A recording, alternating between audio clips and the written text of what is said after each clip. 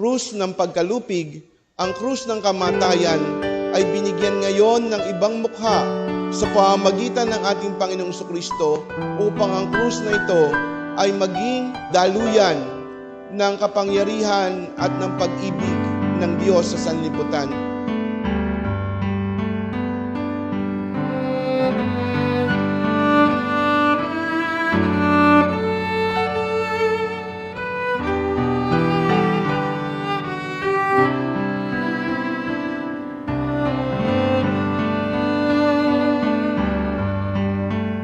Tayong lahat, mga kapatid, ay sumampalataya tayo sa ating Panginoong Jesucristo na nag-alay ng kanyang buhay sa krus para sa ating kaligtasan.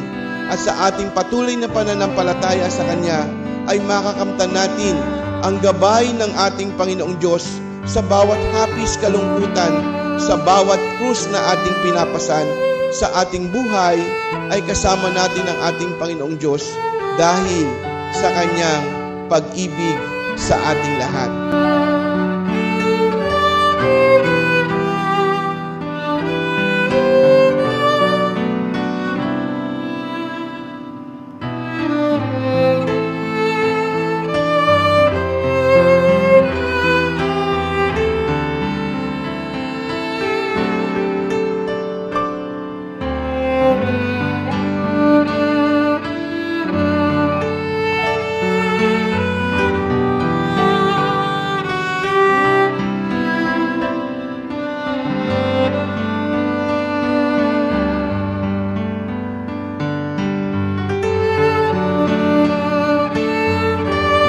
Nawa, mga kapatid, sa aral ng kapistahang ito, sa pagtingin natin sa banal na krus, alalahanin natin, mga kapatid, na mahal tayo ng Diyos.